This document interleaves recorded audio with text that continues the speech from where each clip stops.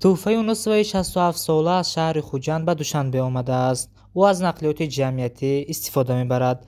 با گفته او استفاده از نقلیات جمعیتی خولای است، ولی نقلیات جمعیتی شهر دوشنبه از کمبودها نیز خالی نیست.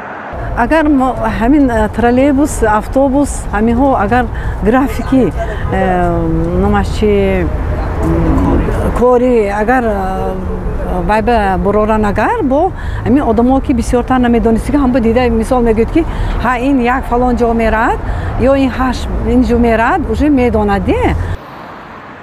نقلیات جمعیتی شهر دوشنبه بخصوص اتوبوس و ترالبوس ها رژه کاری معین که ساکنان آن را دانند ندارند. پیشتر در ایستگاه‌ها رژه آمد و رفت اتوبوس و ترالبوس و سمت حرکت آنها نصب شده بود که مسافران رهگم نمی‌زدند. بعد چند مدت آنها از ایستگاه‌ها کنده شدند. از این رژه تنها در ایستگاه تلویزیون سفینه از خط سیر ترالبوس یک باقی مانده است و خلاص. حالا هر مسافر از ناحیه‌های دوردست آمده از راننده‌های اتوبوس و ترالبوس خط حرکت آنها را پرسان می‌شوند.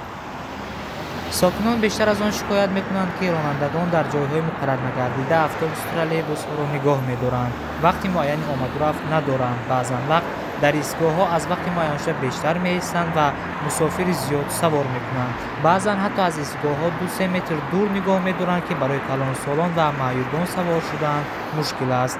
راننده‌ها نیز شکایت می‌کنند که ماشین‌های خرد در ایستگاه‌ها می‌ایستند و این به کار آنها خلل می‌رساند. از این رو آنها مجبور می‌شوند در جای‌های معین نشده باز دارند. آیا مؤسسه دوشنبه نقلیات خدمات رسان و دیگر ساختارهای دخلدار پایتخت از مشکلات نقلیات جمعیتی پایتخت آگاه هستند؟ اگر ها چه چاره‌ها اندیشیده‌اند؟ ما انتظار پاسخ آنها خواهیم بود.